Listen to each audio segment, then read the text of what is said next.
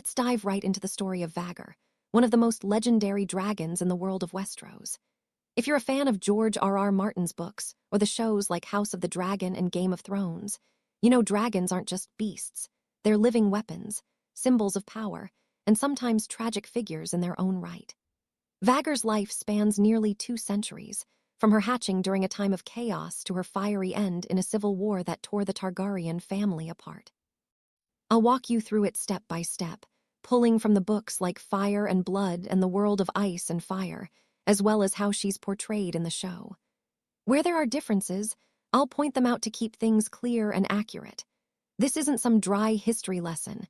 It's the tale of a dragon who helped forge an empire and then watched it burn. Start at the very beginning. Vhagar hatched in 52 years before Aegon's conquest on the craggy, volcanic shores of Dragonstone. This was during the Century of Blood, that chaotic mess after the doom of Valyria wiped out the old empire. The Targaryens had fled to Dragonstone with a handful of dragons and eggs, and Vhagar emerged from one of those, cracking her shell amid the steam and sulfur. In Fire and Blood, Martin describes her as named after a god of the Valyrian freehold. Specifically, some sources like actor Ewan Mitchell from House of the Dragon interviews say it was the god of war, which fits her brutal legacy perfectly. As a hatchling, she would have been no bigger than a pony, with scales starting to show that bronze hue with greenish-blue highlights, and those piercing green eyes that could stare right through you. But dragons grow with freedom and food, and on Dragonstone, with its Dragonmont volcano providing heat and caves, Vhagar ballooned in size quickly. By the time she was ready for a rider, she was already a force, her wings spanning wide enough to cast shadows over ships in Blackwater Bay. Her first rider, and arguably the one who defined her early years, was Visenya Targaryen, Aegon the Conqueror's older sister and one of his 2 wives. Visenya was a warrior through and through. Think a Valyrian steel-wielding badass who didn't take nonsense from anyone. She claimed Vhagar young, probably in her teens or early 20s, forging a bond that turned them into a legendary duo. Before the conquest even began, Visenya flew Vhagar around to flex Targaryen power, visiting places like Old Town Incognito, scouting Westeros for weaknesses. Fire and Blood hints at these pre-conquest trips, where Visenya and Aegon might have posed as envoys to gauge the Lord's strengths.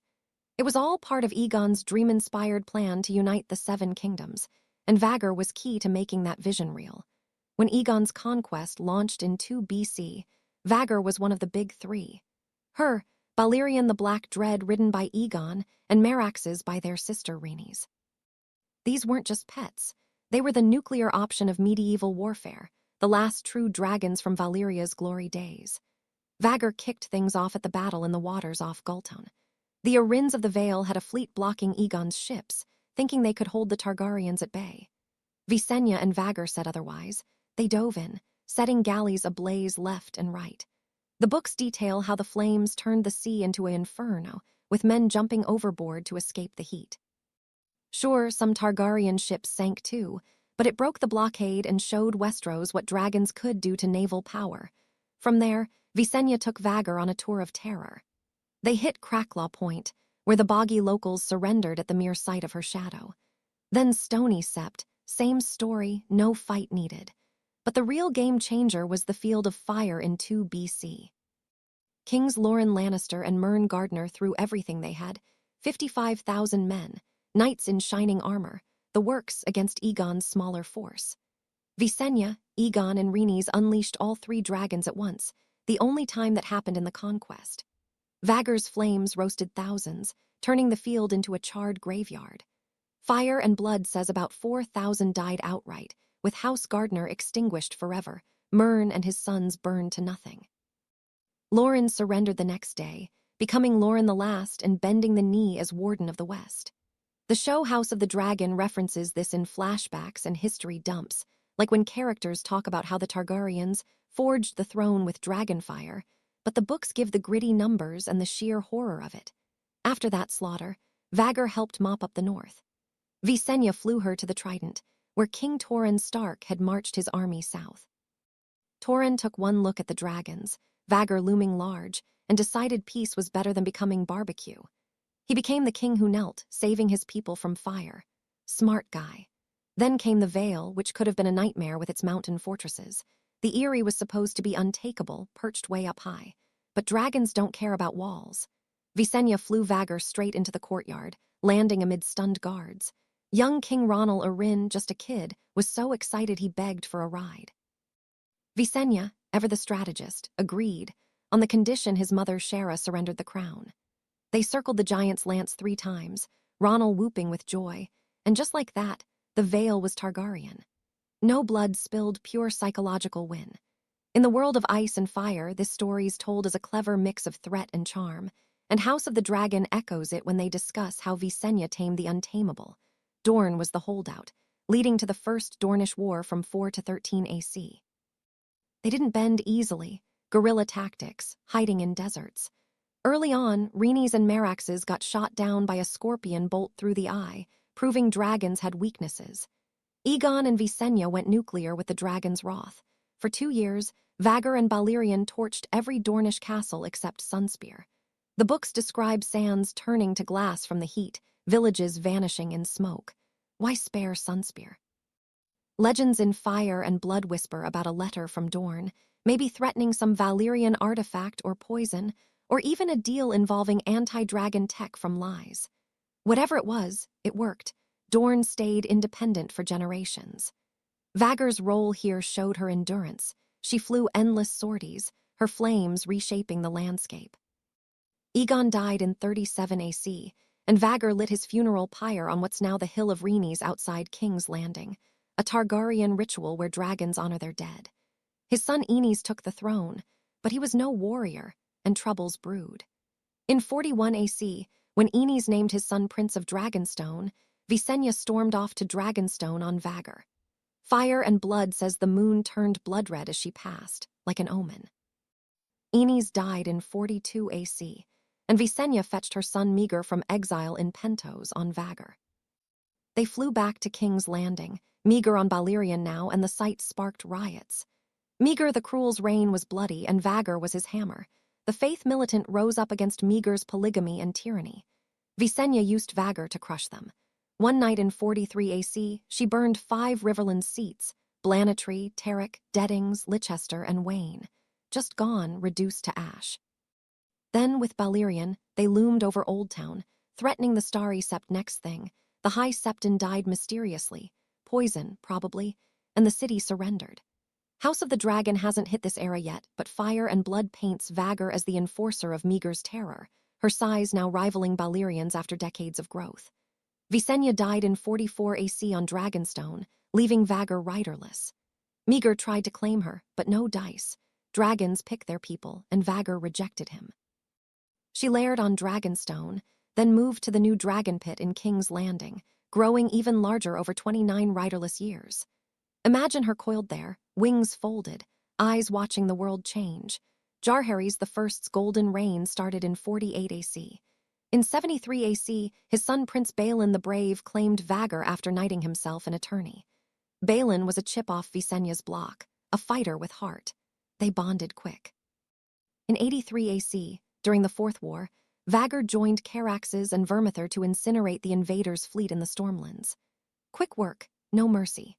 Balon also avenged his brother Aemond by attacking Myrish pirates on Tarth with Vhagar, flames turning ships to driftwood. By 94 AC, Balerion died, making Vhagar the last Conquest dragon alive. She was massive now, her roar shaking foundations, her gullet wide enough for a horse to trot down.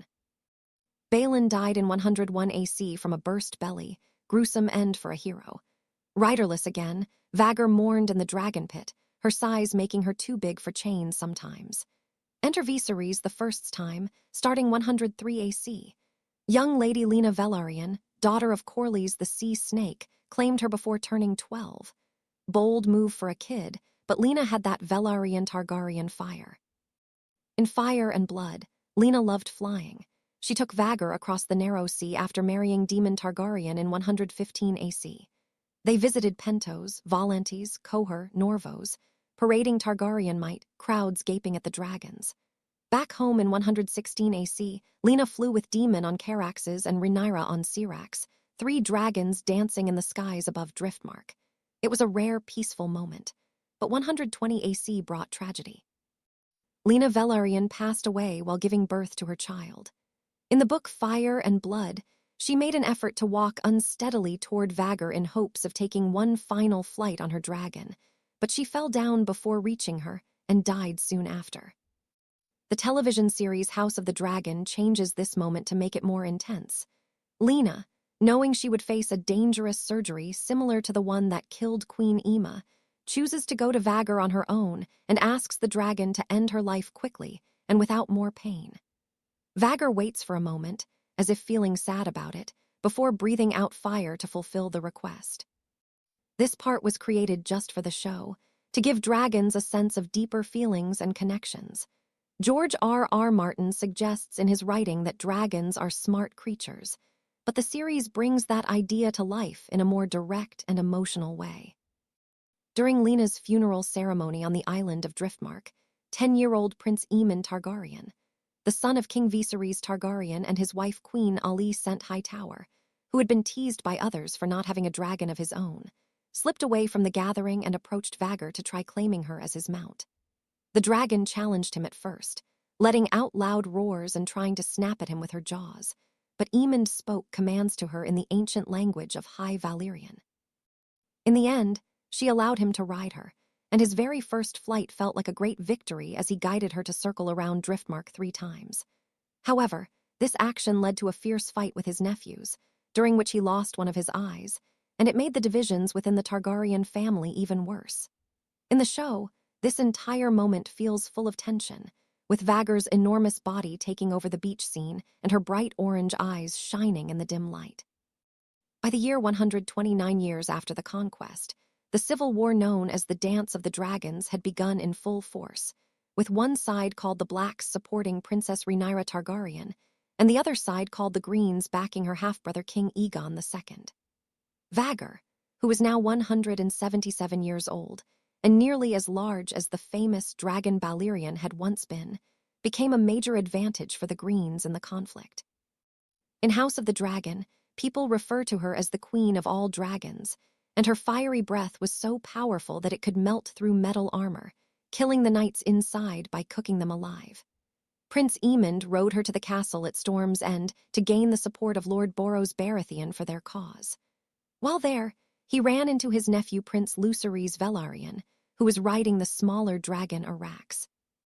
This led to a chase through a heavy storm above the waters of Shipbreaker Bay, which ended when Vhagar caught up and bit Arax in two with her massive jaws, causing Lucerys to fall to his death in the sea below.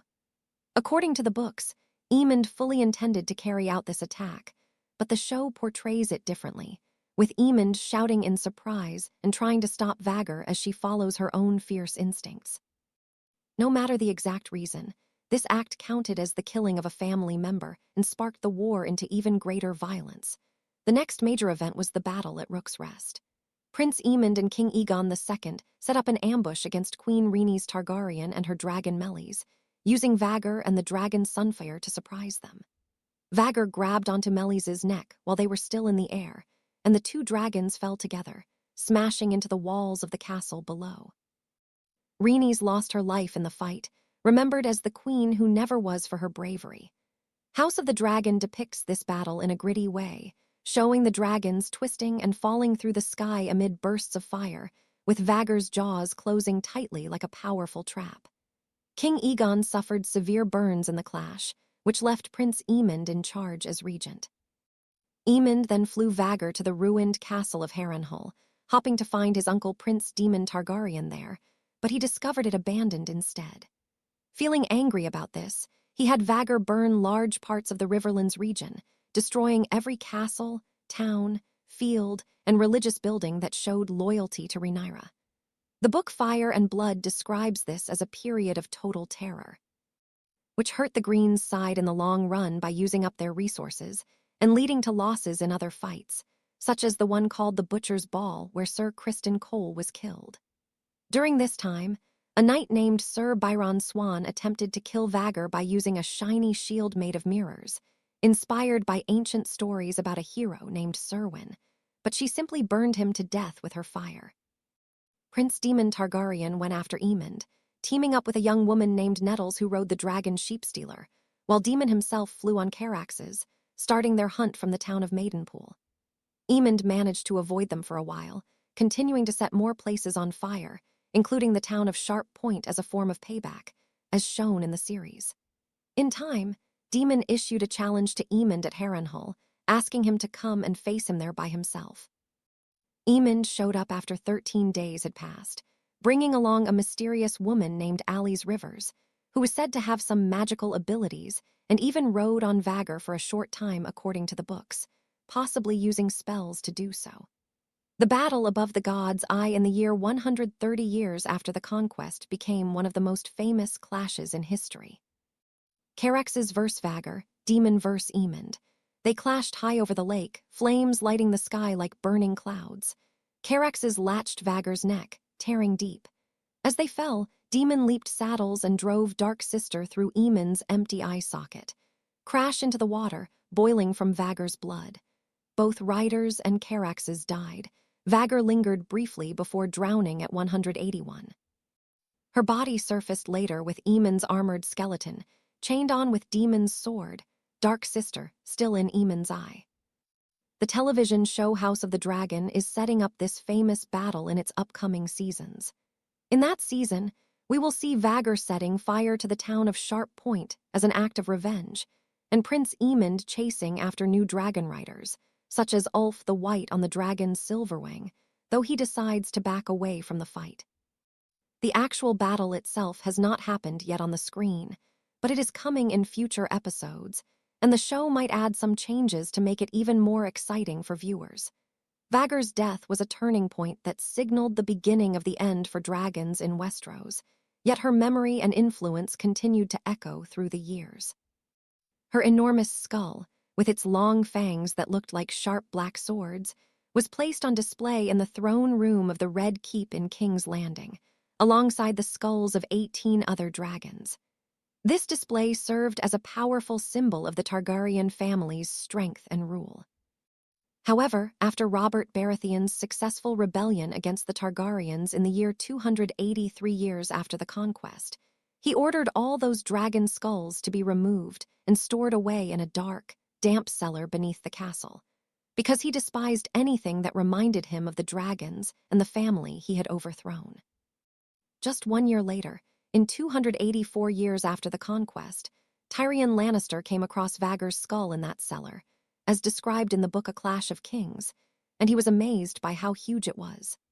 Then, in 298 years after the Conquest, during the events of A Game of Thrones, young Arya Stark sneaked through the same area, hiding among the old dragon bones while trying to escape danger in King's Landing.